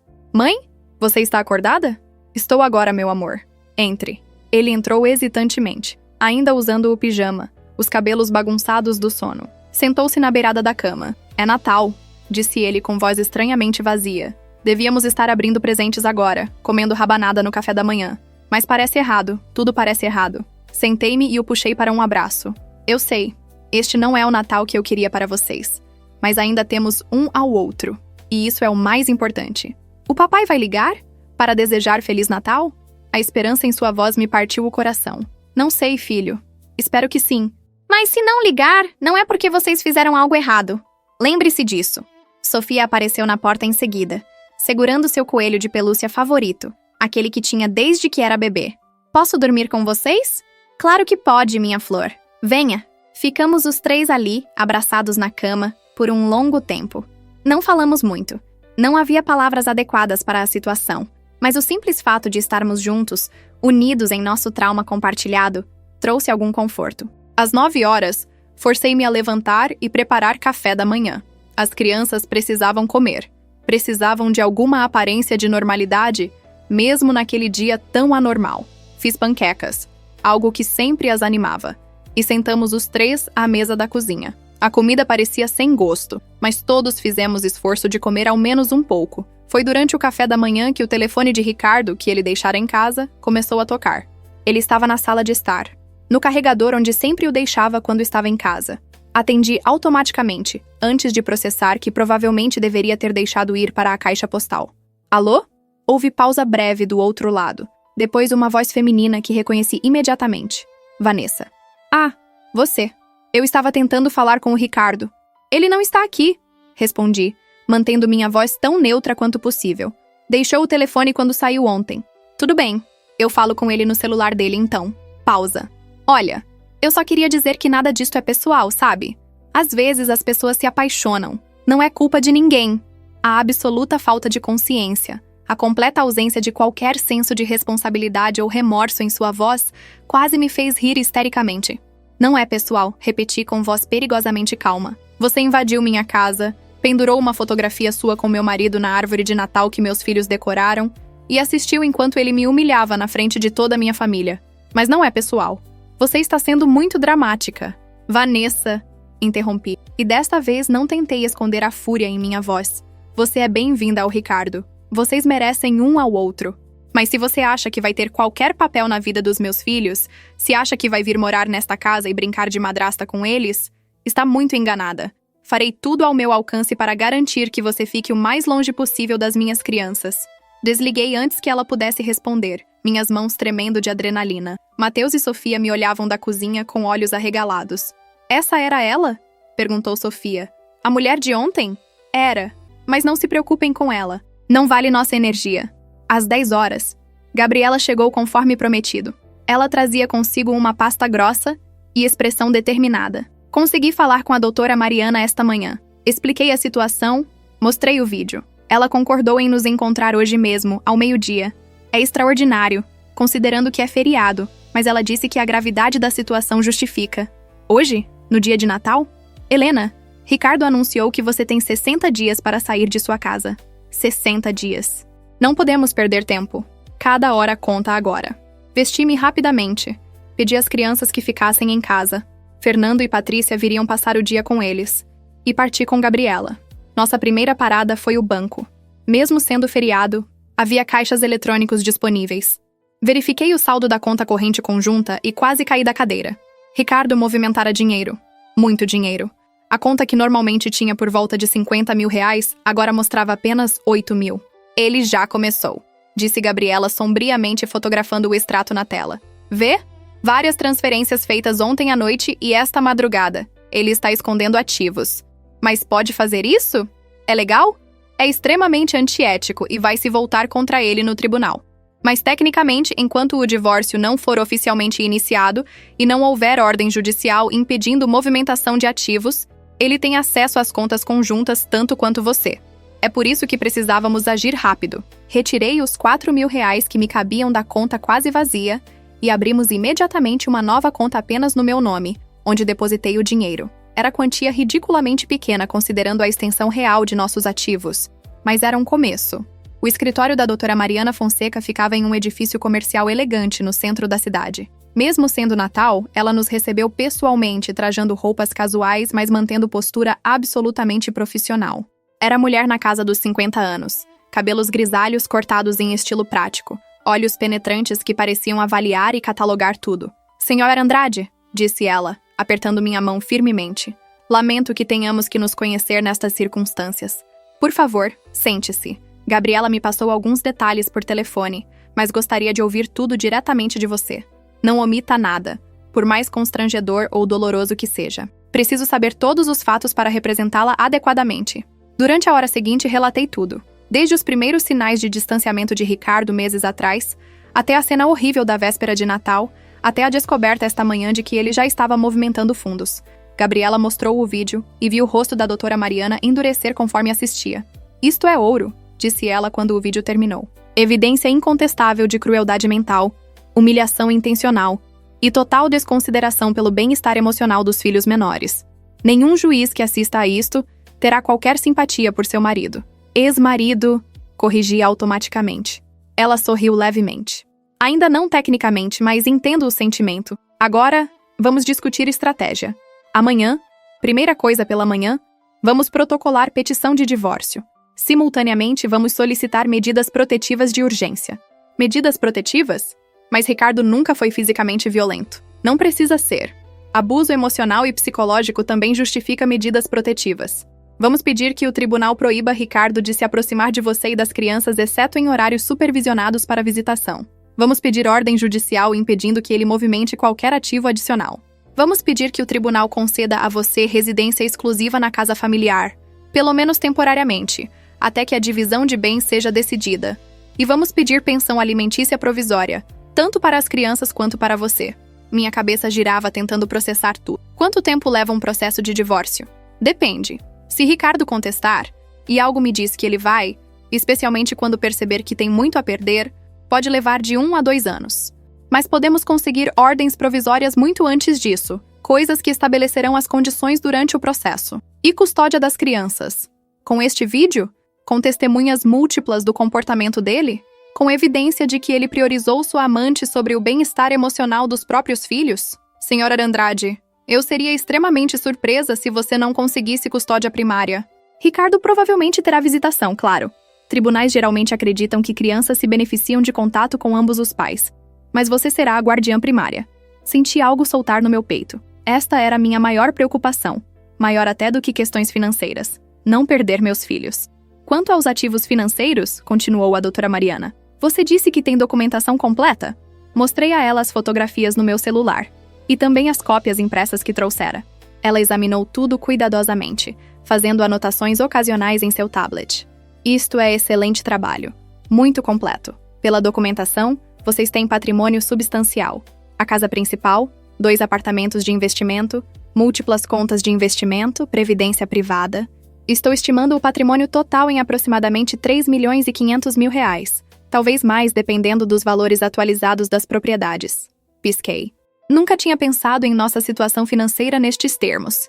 E como seria dividido? No Brasil, casamento sem especificação de regime adota comunhão parcial de bens. Isto significa que tudo que foi adquirido durante o casamento pertence igualmente a ambos os cônjuges. Há exceções para heranças e doações recebidas especificamente por um dos cônjuges, mas pelo que você me disse, praticamente tudo foi adquirido durante o casamento com frutos do trabalho de ambos. O trabalho remunerado dele e o trabalho não remunerado, mas igualmente valioso seu, mantendo o lar e criando os filhos. Então eu teria direito à metade? Em princípio, sim. Na prática, pode haver negociação. Por exemplo, você pode preferir ficar com a casa familiar e abrir mão de um dos apartamentos. Ou pode preferir maior quantia em dinheiro versus propriedades. Mas o ponto de partida da negociação é divisão igualitária.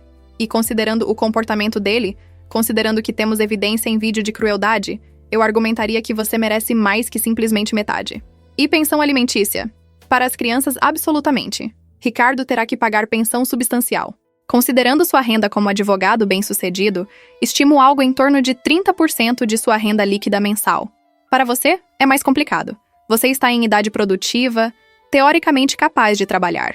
Mas você passou 15 anos fora do mercado de trabalho, dedicando-se exclusivamente ao lar e aos filhos. Um tribunal razoável reconheceria que você precisa de tempo e suporte financeiro para se requalificar e restabelecer uma carreira. Vamos pedir pensão alimentícia para você também, pelo menos temporariamente. Parecia surreal estar discutindo minha vida em termos tão clínicos e financeiros, mas era necessário. Esta era a minha nova realidade. Uma coisa importante, disse a doutora Mariana, sua voz assumindo tom mais sério. A partir de agora, toda a comunicação entre você e Ricardo deve ser documentada, preferencialmente por escrito, e-mail ou mensagem de texto. Se ele ligar, não atenda a menos que seja absolutamente necessário. E se atender, grave a conversa.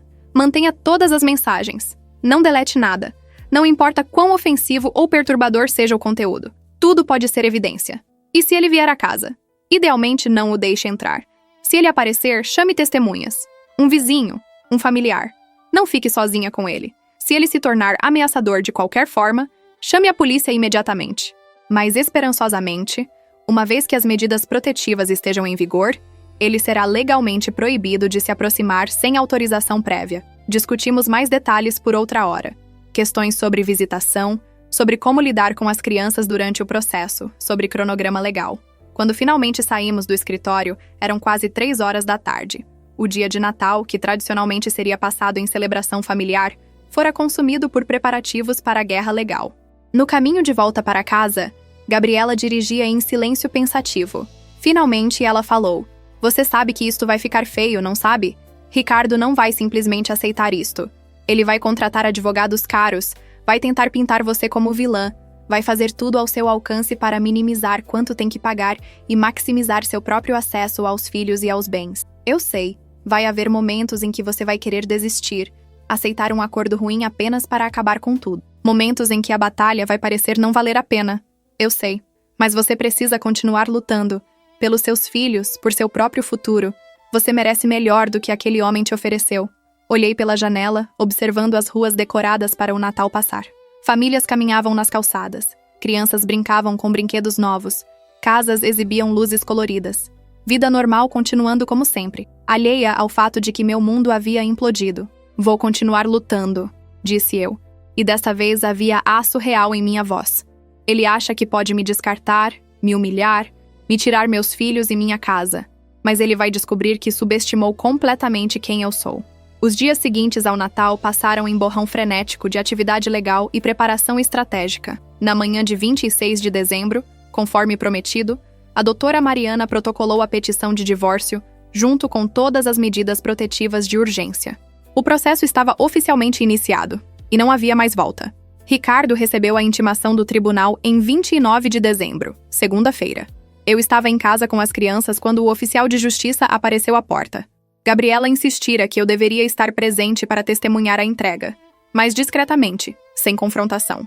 Assisti pela janela do andar de cima enquanto Ricardo, que aparentemente decidira aparecer em casa para buscar algumas roupas, recebia o envelope oficial. Pela linguagem corporal dele, mesmo à distância, pude ver o choque inicial dando lugar rapidamente à fúria. Ele leu rapidamente os primeiros parágrafos, e então seu rosto ficou vermelho. Virou-se bruscamente e entrou na casa. Ouvi seus passos pesados subindo as escadas. "Helena!" Sua voz ecoou pelo corredor. "Helena, onde você está?" Respirei fundo, lembrando as instruções da doutora Mariana. Manter a calma, documentar tudo, não me deixar provocar. Saí do quarto e o encontrei no corredor, segurando os papéis com força suficiente para amassar as bordas. "Você me processou?" Sua voz era incrédula, como se a ideia de que eu pudesse tomar ação independente fosse conceito completamente alienígena. "Você realmente teve a audácia de me processar?" "Você anunciou que queria o divórcio", respondi calmamente. "Estou apenas formalizando o que você mesmo iniciou." "Mas isto aqui?" Ele agitou os papéis violentamente. "Isto é absurdo. Você está pedindo a casa? Pensão alimentícia para você? Custódia total das crianças? Quem você pensa que é? Sou a mãe dos seus filhos. Sou a mulher que passou 15 anos construindo um lar enquanto você construía sua carreira. E sou a pessoa que você escolheu humilhar publicamente na véspera de Natal." Ele deu um passo em minha direção e instintivamente recuei. Algo perigoso brilhou em seus olhos. "Você acha que vai ganhar isto? Você acha que algum juiz vai olhar para você? Uma dona de casa sem renda própria, sem carreira e decidir que você merece metade de tudo que eu construí? Nós construímos, Ricardo. Juntos. Ou você esqueceu que fui eu quem sustentou este lar? Quem criou seus filhos? Quem permitiu que você se dedicasse integralmente à sua carreira porque não precisava se preocupar com mais nada? Sustentou o lar? Ele riu, mas era som duro e sem humor. Você quer crédito por fazer tarefas domésticas básicas? Por favor, Helena, eu pago por tudo. Esta casa, a comida, as roupas, a escola das crianças, tudo sai do meu bolso. Você não contribui com nada financeiramente. O trabalho doméstico e o cuidado com os filhos têm valor econômico, respondi, repetindo algo que a doutora Mariana me dissera. Se tivéssemos que contratar pessoas para fazer tudo o que eu faço, cozinheira, faxineira, motorista, tutora, organizadora, quanto custaria? Você alguma vez considerou isso? Ele bufou com desdém. Argumentos feministas ridículos. Qualquer advogado competente vai destruir isso em segundos. Então é bom que eu tenha contratado uma advogada muito competente. Isto pareceu surpreendê-lo momentaneamente. Quem? Com que dinheiro? Você não tem dinheiro. Isto não é da sua conta. Mas posso garantir que tenho representação legal excelente. E quanto às suas tentativas de esvaziar nossas contas bancárias na noite de Natal? Minha advogada já documentou tudo. O juiz não vai olhar favoravelmente para isso. O rosto dele ficou ainda mais vermelho. Aquele era meu dinheiro. Eu ganhei aquilo. Era nosso dinheiro. E sua tentativa de escondê-lo só demonstra seu caráter. Ou falta dele. Ele cerrou os punhos. E por um momento achei que ele pudesse me atacar fisicamente. Meu coração acelerou, mas mantive minha postura ereta, recusando-me a demonstrar medo. Então, abruptamente, ele virou-se e desceu as escadas pesadamente. Ouvi-o abrir e fechar armários com violência, procurando algo. Depois, som da porta da frente batendo com força que fez as janelas tremerem. Minhas pernas tremiam tanto que precisei me apoiar na parede. Peguei meu celular com mãos trêmulas e liguei para Gabriela. Ele recebeu a intimação, disse eu sem preâmbulo. E não reagiu bem. Ele fez ameaças? Foi fisicamente agressivo? Não diretamente, mas estava furioso, gritando. Dei um passo para trás quando ele avançou em minha direção, mas ele não me tocou. Ainda assim constitui comportamento intimidador. Estou documentando isto. Se ele aparecer novamente e demonstrar qualquer agressividade, você chama a polícia imediatamente. Entendido? Entendido. A audiência para as medidas protetivas de urgência está marcada para depois de amanhã. Você precisa estar preparada para testemunhar sobre o comportamento dele, tanto no dia de Natal quanto hoje. Consegue fazer isso? Consigo. E consegui. Na manhã de 31 de dezembro, véspera de Ano Novo, compareci ao tribunal acompanhada pela doutora Mariana. Ricardo estava lá com seu próprio advogado, um homem de meia-idade em terno caro que exalava confiança arrogante. O juiz era mulher na casa dos 60 anos, de expressão severa e olhar penetrante. A doutora. Mariana apresentou o vídeo da cena de Natal. Assisti o rosto do juiz enquanto ela via Ricardo anunciando friamente nosso divórcio, Vanessa pendurando aquela fotografia na árvore, ele jogando meu presente no lixo. Vi suas sobrancelhas se levantarem quando ele declarou não precisar mais de minhas atenções patéticas. Vi seu maxilar apertar quando as crianças começaram a chorar na tela. Quando o vídeo terminou, o juiz se voltou para Ricardo. Doutor Andrade, tem algo a dizer sobre o que acabei de assistir? O advogado de Ricardo levantou-se. Vossa Excelência, meu cliente certamente poderia ter lidado com a situação de maneira mais delicada, mas o direito ao divórcio é constitucional. Ele não cometeu nenhum crime. Não perguntei ao senhor, interrompeu o juiz secamente. Perguntei ao doutor Andrade. Ricardo ficou de pé desconfortavelmente. As emoções estavam exaltadas. Talvez eu pudesse ter escolhido um momento melhor. Um momento melhor? Repetiu o juiz, voz carregada de descrença. Doutor Andrade, o senhor é advogado. O senhor trabalha com a lei. O senhor deveria saber que o direito ao divórcio não inclui o direito de humilhar cruelmente seu cônjuge na frente de familiares e crianças menores. O senhor deveria saber que suas ações têm consequências. Ela virou-se para os documentos diante dela. Vejo aqui também que o senhor movimentou fundos substanciais de contas conjuntas imediatamente após anunciar o divórcio. Pode explicar isso? Estava apenas protegendo meus ativos. Seus ativos? Doutor Andrade, o senhor é casado sob regime de comunhão parcial de bens. Não são seus ativos, são ativos do casal.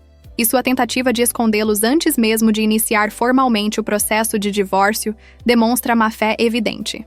O advogado de Ricardo tentou intervir novamente, mas o juiz o silenciou com um olhar. Baseado na evidência apresentada, disse ela, defiro as medidas protetivas solicitadas. Dr. Andrade. O senhor está proibido de se aproximar da senhora Andrade ou das crianças, exceto durante horários de visitação supervisionada, a serem determinados posteriormente. O senhor está proibido de entrar na residência familiar, exceto para recolher pertences pessoais, e apenas com aviso prévio de 48 horas e na presença de um oficial de justiça. O senhor está proibido de movimentar qualquer ativo adicional. Todas as contas bancárias, investimentos e propriedades estão agora congelados até determinação final do divórcio. A senhora Andrade receberá residência exclusiva na casa familiar durante o processo. E o senhor pagará pensão alimentícia provisória para as crianças no valor de R$5.000 mensais para cada criança, totalizando R$10.000 por mês, além de pensão provisória para a senhora Andrade no valor de R$8.000 mensais. Estas quantias serão revistas na audiência final. Ricardo ficou pálido. Vossa Excelência, com todo respeito, R$18.000 por mês é aproximadamente 30% de sua renda líquida mensal, conforme eu pude calcular baseado nos documentos financeiros apresentados pela defesa. É quantia perfeitamente razoável considerando seu padrão de vida e suas responsabilidades parentais. Se o senhor tem questões com este valor, pode apresentá-las na audiência principal. Mas, por enquanto, esta é a ordem. O senhor tem mais alguma coisa a dizer? Ricardo trocou olhares com seu advogado, que balançou a cabeça sutilmente. Não, Vossa Excelência. Ótimo. Próxima audiência está marcada para março. Até lá, espero que o senhor reflita sobre seu comportamento e considere seriamente chegar a um acordo justo sem necessidade de arrastar isto por tribunal. Audiência encerrada. Saí daquele tribunal sentindo-me como se estivesse flutuando. R$18.000 por mês. Residência exclusiva na casa. Ricardo proibido de se aproximar sem autorização. Todas as contas congeladas. Era mais do que eu havia ousado esperar. Você viu o rosto dele? Sussurrou Gabriela enquanto caminhávamos pelo corredor. Eu adorei cada segundo. A doutora Mariana era mais contida, mas claramente satisfeita. Foi audiência muito bem sucedida. Aquele vídeo foi decisivo. Juízes são seres humanos também. Assistir um pai humilhar a mãe de seus filhos daquela maneira, na frente das próprias crianças, na véspera de Natal, é difícil não ter reação emocional. E a tentativa dele de esconder ativos só piorou a situação dele. O que acontece agora? Perguntei. Agora começa a fase de negociação. O advogado de Ricardo provavelmente entrará em contato conosco nos próximos dias, tentando chegar a um acordo. Com esta decisão inicial tão favorável a você, ele está em posição muito fraca. Pode tentar fazer acordo melhor do que arriscaria obter em julgamento final. E se ele não quiser negociar? Então vamos a julgamento. Mas isso levaria mais tempo e seria mais custoso para ambos os lados. A maioria dos divórcios eventualmente se resolve em acordo. A questão é apenas em que termos. Passei a véspera de Ano Novo em casa com meus filhos e meus pais. Nada de festa, nada de celebração. Apenas uma noite quieta assistindo filmes e tentando manter alguma aparência de normalidade. À meia-noite, quando os fogos começaram a explodir lá fora e os vizinhos gritaram, "Feliz Ano Novo!", abracei Mateus e Sofia apertado. "Ano novo, vida nova", sussurrei. "As coisas vão melhorar, eu prometo." E lenta, gradualmente, começaram a melhorar. Janeiro trouxe rotina nova. As crianças voltaram à escola e eu comecei terapia, tanto individual quanto familiar com os dois. A terapeuta, doutora Paula, era mulher gentil e sábia, que ajudou a todos nós a processar o trauma do que havia acontecido. Ricardo tentou ver as crianças em meados de janeiro. Foi visita supervisionada, conforme determinado pelo tribunal, realizada em um centro especializado com um psicólogo presente. Mateus recusou-se terminantemente a ir. Sofia foi, mas voltou chorando. Ele passara a hora inteira tentando convencê-la de como Vanessa era pessoa maravilhosa e como seria divertido quando finalmente pudessem todos viver juntos. Ele não perguntou nada sobre mim, soluçou Sofia quando chegou em casa. Não perguntou sobre a escola, sobre meus amigos, sobre nada. Só ficou falando dela. É como se a gente não importasse mais. Segurei minha filha enquanto ela chorava e senti algo endurecer ainda mais em meu coração. Ricardo não estava apenas destruindo nosso casamento. Estava destruindo ativamente seu relacionamento com os próprios filhos e aparentemente não conseguia sequer perceber isso. Em fevereiro, o advogado de Ricardo finalmente entrou em contato com proposta de acordo. Era oferta insultante. Ele ficaria com a casa e os 2 apartamentos. Eu receberia apenas R$300.000 em dinheiro. A pensão alimentícia das crianças seria reduzida para R$3.000 cada. E eu não receberia nada para mim própria. Em troca, ele generosamente não pediria custódia compartilhada. É piada? Perguntei à doutora Mariana quando ela me mostrou a proposta. É abertura de negociação. Uma abertura muito baixa. mas é de se esperar. Eles estão testando para ver se você vai aceitar qualquer coisa só para acabar com o processo. Recuse. Contraproponha. E contrapropomos. Eu ficaria com a casa. Ele com os 2 apartamentos. Dividiríamos igualmente os investimentos e contas bancárias. Pensão alimentícia permaneceria nos valores estabelecidos pelo juiz. Custódia primária seria minha, com visitação supervisionada para ele até que os próprios filhos decidissem se queriam visitas não supervisionadas. Houve ida e volta de propostas por semanas, cada uma ligeiramente melhor que a anterior, mas ainda longe do que era justo. Ricardo estava sendo assessorado por advogados que claramente aconselhavam estratégia de guerra de desgaste. Fazer o processo durar tempo suficiente até que eu ficasse tão cansada e frustrada que aceitaria acordo ruim apenas para terminar tudo. Mas eles subestimavam minha determinação e subestimavam quanto apoio eu tinha. Minha família continuava inabalável em seu suporte. Gabriela vinha à minha casa toda semana para revisar cada desenvolvimento legal. Meus pais ajudavam financeiramente sempre que necessário. Fernando e Patrícia levavam as crianças para passeios, dando-me tempo para respirar e me recuperar. Comecei também a reconstruir minha própria identidade. Por 15 anos, eu fora definida primariamente por meus papéis: esposa de Ricardo, mãe de Mateus e Sofia, dona de casa. Mas quem era Helena? Quem eu era além dessas designações? Matriculei-me em curso online de administração. Talvez fosse tarde para retomar completamente uma carreira, mas não era tarde para aprender algo novo, para desenvolver habilidades que me tornariam menos dependente. Comecei a escrever também, não nada destinado à publicação, apenas diário onde processava meus sentimentos e experiências. A terapeuta encorajou isso, dizendo que escrever era ferramenta poderosa para a cura emocional. Em março, tivemos a audiência principal. O tribunal estava lotado. Casos de família eram sempre numerosos. Quando finalmente fomos chamados, sentei-me ao lado da doutora Mariana, com Gabriela atrás de mim em demonstração silenciosa de suporte. Ricardo estava do outro lado com sua equipe legal, Vanessa sentada ostensivamente na galeria como se sua presença pudesse de alguma forma ajudar o caso dele. O juiz, diferente daquele da audiência de medidas protetivas, este era homem mais jovem, talvez na casa dos 50 anos, revisou todos os documentos cuidadosamente antes de começar. Li todas as petições, contrapetições e evidências apresentadas por ambos os lados, disse ele. Este é caso incomum em sua documentação extensiva. Raramente vejo evidência em vídeo tão clara de comportamento inadequado em casos de divórcio. O advogado de Ricardo começou a objetar, mas o juiz o interrompeu. Vou permitir que cada lado apresente sua argumentação. Doutor Andrade, o senhor primeiro. Ricardo levantou-se. Pela primeira vez desde aquela noite horrível de Natal, ouviu falar diretamente sobre o que havia acontecido. Sua versão, naturalmente, era bastante diferente da realidade. Segundo ele, nosso casamento estava morto há anos. Eu era esposa fria e distante que se recusava a ter interesse em sua carreira. Ele conheceu Vanessa e finalmente encontrou alguém que o compreendia, que compartilhava suas ambições. Decidiu ser honesto sobre seus sentimentos em vez de continuar vivendo mentira. Sim, talvez pudesse ter escolhido o momento melhor, mas estava sob estresse emocional enorme. E quanto ao presente? Era gesto simbólico mostrando que aquele capítulo de sua vida estava encerrado. Simbólico? Repetiu o juiz, sobrancelhas erguidas. O senhor joga presente de Natal que sua esposa preparou no lixo, na frente dos próprios filhos? E chama isso de gesto simbólico? Eu estava tentando deixar claro que o senhor estava humilhando sua esposa. Não tente dourar pílula, doutor Andrade. Li seu histórico profissional. O senhor é advogado experiente.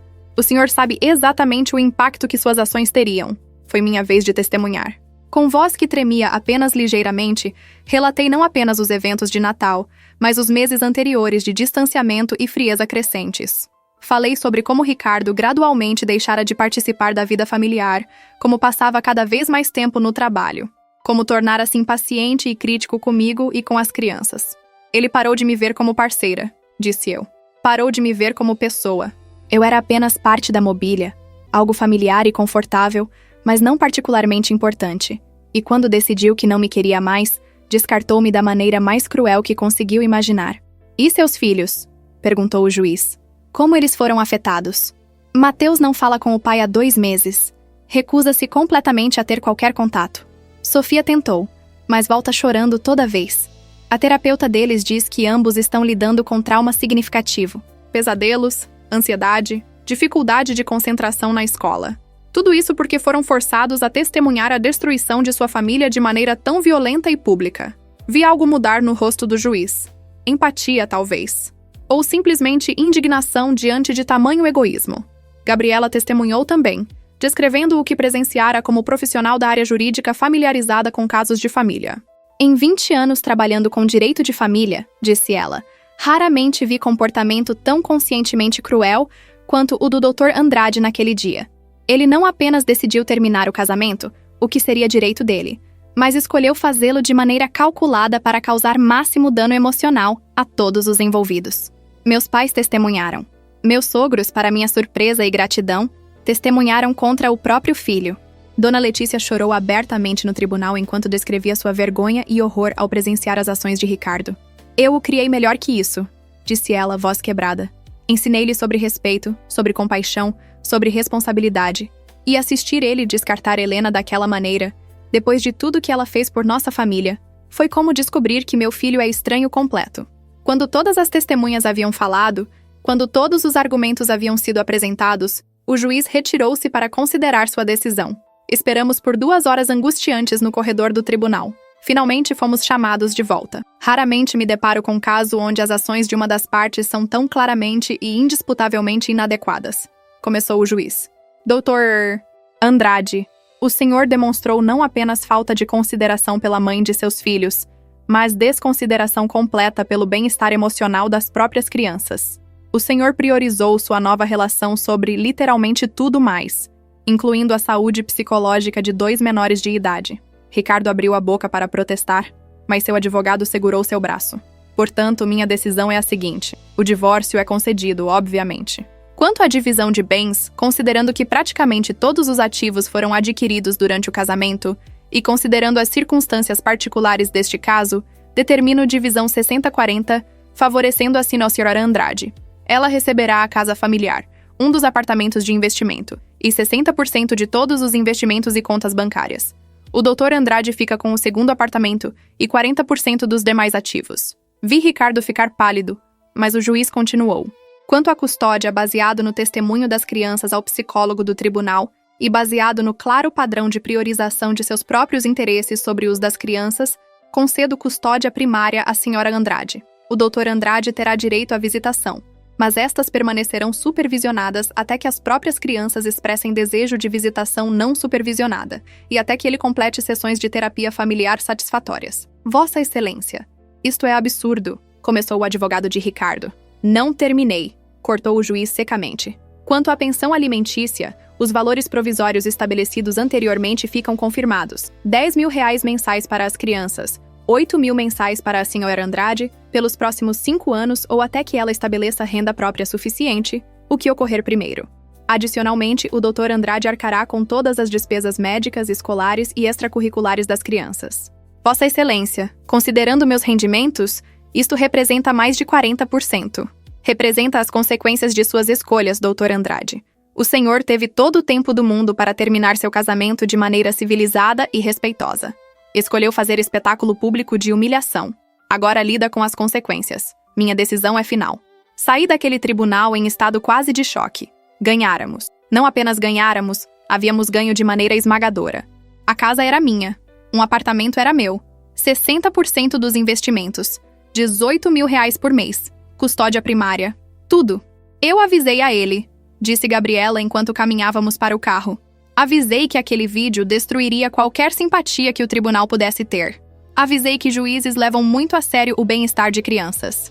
Mas ele não quis ouvir.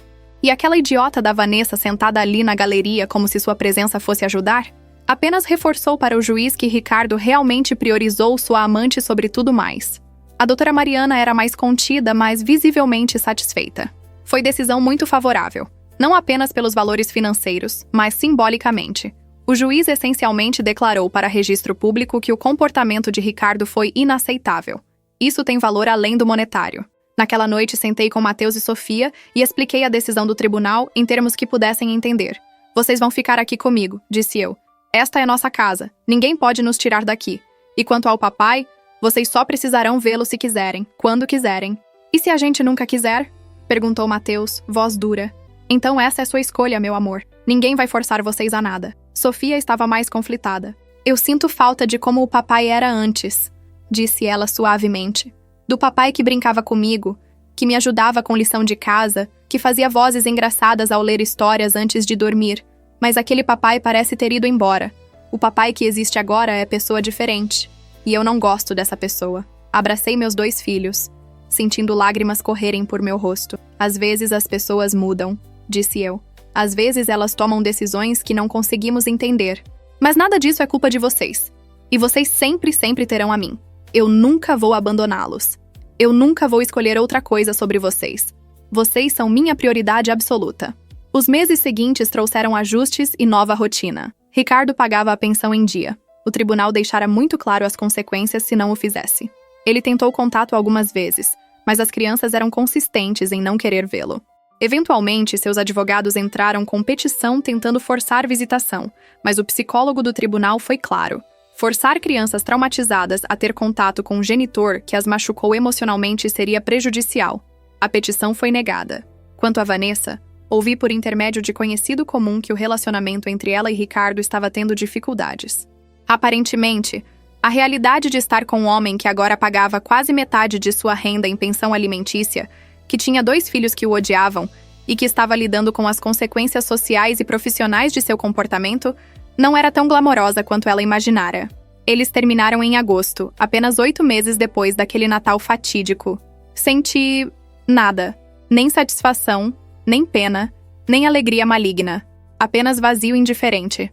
Ricardo e Vanessa eram agora irrelevantes para minha vida. Eles não mereciam nem mesmo o espaço mental que emoções negativas ocupariam. Foquei em reconstruir.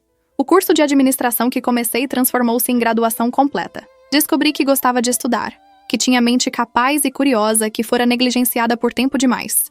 Minhas notas eram excelentes. Professores comentavam sobre minha dedicação e perspicácia. Comecei também projeto pequeno, consultoria de organização doméstica e gerenciamento familiar. Afinal, eu passara 15 anos gerenciando casa e família com eficiência. Por que não ajudar outras pessoas a fazerem o mesmo? Começou modestamente. Algumas amigas contratando meus serviços boca a boca gradual. Mas cresceu. Dentro de um ano, eu tinha clientela regular e renda própria modesta, mas significativa. As crianças floresceram também. Com a fonte de tensão e ansiedade removida de suas vidas, ambos começaram a demonstrar personalidades mais leves e felizes. Mateus descobriu paixão por programação e passava horas criando pequenos jogos e aplicativos. Sofia juntou-se ao grupo de teatro da escola e revelou-se atriz naturalmente talentosa. Ambos faziam terapia regular e estavam processando o trauma de maneira saudável. Um ano após aquele Natal horrível, organizei celebração de Natal completamente nova. Mesma família reunida, mas em atmosfera completamente diferente. Não havia tensão, não havia fingimento, não havia pessoa tóxica envenenando o ambiente. Apenas amor genuíno, risadas sinceras e gratidão por termos sobrevivido e emergido mais fortes.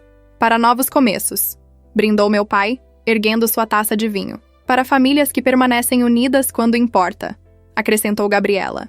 Para mulheres fortes que se recusam a ser definidas pelos homens que as descartam, disse Dona Letícia, sorrindo para mim através de lágrimas felizes. Olhei ao redor da mesa, para todos esses rostos que amava, e senti algo que não experimentara há muito tempo. Esperança genuína. Não a esperança ingênua e não testada de minha juventude, mas esperança temperada por sofrimento e fortalecida por sobrevivência. Ricardo tentara destruir-me. Planejara aquela cena de Natal cuidadosamente, certamente acreditando que eu desmoronaria, que aceitaria qualquer migalha que ele oferecesse, apenas para evitar humilhação prolongada. Ele subestimara completamente não apenas minha força, mas também a força do suporte que pessoas que genuinamente me amavam forneceriam. E, ironicamente, ao tentar destruir-me, ele libertara-me. Libertara-me de casamento que se tornara prisão. Libertara-me da versão de mim mesma que existia apenas como apêndice dele. Libertara-me para descobrir quem Helena realmente era quando não estava definida por seus relacionamentos com outros. 2 anos após o divórcio, recebi carta de Ricardo. Estava escrita à mão, não digitada. Dizia: Helena, sei que não tenho o direito de pedir seu perdão. Sei que o que fiz foi imperdoável. Passei os últimos 2 anos em terapia tentando entender por que fiz escolhas tão destrutivas. Meu terapeuta diz que foi crise de meia-idade, medo de envelhecer, tentativa desesperada de provar a mim mesmo que ainda era desejável e relevante. Não sei. Tudo que sei é que destruí minha família por algo que se revelou vazio e sem significado. Vanessa e eu terminamos há mais de 1 ano. Descobri que quando o entusiasmo inicial passou, Não havia nada real ali. Nada substancial. Joguei fora algo real e duradouro por fantasia temporária. Meus filhos não falam comigo. Meus pais mal me dirigem palavra. Meus colegas me veem diferente agora. Perdi tudo o que realmente importava. Não estou pedindo que você me perdoe. Não estou pedindo segunda chance. Apenas queria que você soubesse que reconheço meus erros. E que se você é metade da pessoa que consegue ser agora sem mim arrastando você para baixo, então talvez algo bom tenha saído dessa tragédia. Você merecia melhor do que eu ofereci. Seus filhos merecem melhor. Espero que todos vocês encontrem felicidade genuína. Ricardo. Li a carta uma vez, depois dobrei-a cuidadosamente e guardei em gaveta. Talvez algum dia mostraria aos filhos quando fossem adultos o suficiente para processar isso. Talvez não. Não tinha certeza ainda. O que tinha certeza era isto. Eu perdoava Ricardo. Não porque ele merecia perdão, mas porque eu merecia paz. Carregar raiva e ressentimento era como beber veneno, esperando que a outra pessoa morrasse. Eu escolhia soltar isso. Escolhia seguir em frente. Em meu 41º aniversário, 3 anos após aquele Natal, olhei-me no espelho e vi pessoa diferente da que fora. Havia linhas em meu rosto que não estavam lá antes, marcas de estresse e sofrimento, mas havia também força em meus olhos que não existia anteriormente. Confiança em minha postura. Conhecimento de meu próprio valor que nenhum homem poderia dar ou tirar. Mateus tinha 16 anos agora, Sofia 13. Ambos eram pessoas incríveis, fortes e compassivas e conscientes. Mantinham contato mínimo com Ricardo, telefonemas ocasionais, raras visitas. Não era o relacionamento que eu teria desejado para eles com o pai, mas era o que era possível dadas as circunstâncias. E ambos sabiam, sem dúvida alguma, que tinham mãe que os amaria incondicionalmente sempre. Meu negócio de consultoria crescera além de minhas expectativas mais otimistas. Eu tinha agora pequena equipe trabalhando comigo, escritório próprio, clientela abrangendo 3 estados. Ainda estava longe de rica, mas era confortável. Era independente. Era minha. E havia até romance nascente. Felipe, professor de literatura na universidade onde eu terminara minha graduação. Homem gentil e pensativo que me tratava como igual. Que estava genuinamente interessado em minhas opiniões e experiências, que via meus filhos não como obstáculo, mas como parte integral de quem eu era. Nada sério ainda, apenas jantares ocasionais e conversas longas. Mas havia possibilidade ali. Esperança de que talvez, eventualmente, quando estivesse pronta, pudesse amar novamente sem medo. Na véspera de Natal daquele 3º ano, quando todos os presentes haviam sido abertos e toda a comida compartilhada, Sofia subiu em uma cadeira para fazer brinde. Eu sei que os últimos anos foram difíceis, disse ela com maturidade além de seus 13 anos. Eu sei que nossa família mudou de maneiras que nunca imaginamos. Mas olhando ao redor desta sala, vendo todas as pessoas que nos amam, que permaneceram conosco, que nos ajudaram a sobreviver, eu só quero dizer obrigada. Especialmente a você, mãe, por ser a pessoa mais forte e incrível que conheço, por nunca desistir de nós, por nos mostrar que podemos sobreviver a qualquer coisa enquanto tivermos um ao outro. Todos levantaram suas taças, e eu tentei não chorar, mas falhei completamente. Eram lágrimas boas desta vez. Lágrimas de gratidão, de amor, de reconhecimento de quão longe havíamos chegado. Aquela noite, depois que todos partiram e as crianças dormiam, sentei sozinha na sala de estar olhando a árvore de Natal. Não a mesma árvore. Aquela eu jogara fora, incapaz de olhar para ela sem me lembrar daquele dia horrível. Esta era nova, comprada especialmente para simbolizar novos começos. Pensei em tudo que havia perdido. Casamento, ilusões sobre amor e compromisso, anos de minha vida dedicados à pessoa que ultimamente não valorizava essa dedicação. Pensei em tudo que havia ganhado, força que não sabia possuir, independência que jamais havia experimentado, conhecimento profundo de meu próprio valor. E percebi algo fundamental. Eu não trocaria esta versão de mim pela versão que existia antes daquele Natal. Aquela Helena era mais feliz superficialmente, talvez, mas era também menor, mais limitada, definida por outros em vez de por si mesma. Esta Helena, a que sobreviveu traição e humilhação pública e batalha legal brutal, era mais completa, mais real, mais verdadeiramente viva. Ricardo pensara que estava me descartando por uma mulher de verdade, mas ao fazer isso, ele inadvertidamente me transformara na mulher de verdade que sempre tive potencial de ser, mas nunca tivera a oportunidade de descobrir. E nisso, na ironia cósmica da situação, encontrei não amargura, mas algo próximo de gratidão. Não gratidão por ele, certamente, mas gratidão pela jornada. Gratidão pela força descoberta. Gratidão pela vida que agora construía em meus próprios termos. O futuro estendia-se à minha frente como página em branco, pronta para ser preenchida. E pela primeira vez em muito tempo, eu estava genuinamente animada para ver o que escreveria ali. Minha história não terminara naquele Natal horrível 3 anos atrás. Aquele fora apenas o fim de um capítulo. O verdadeiro começo, descobri, viera depois. E era melhor do que qualquer coisa que pudesse ter imaginado. Na quietude da noite, com neve falsa ornamentando a árvore e luzes piscando suavemente, ergui taça imaginária para mim mesma, para a sobrevivência, para crescimento, para a mulher que descobri ser quando forçada a erguer-me das cinzas de minha vida anterior. Helena Andrade. Não mais definida como esposa de alguém ou mãe de alguém, embora esses papéis permanecessem importantes, mas simplesmente Helena, completa em si mesma, suficiente em si mesma, finalmente, verdadeiramente, livre. E isso, percebi, era o melhor presente de Natal que eu poderia ter recebido, mesmo que levasse 3 anos e oceano de lágrimas para desembrulhá-lo completamente.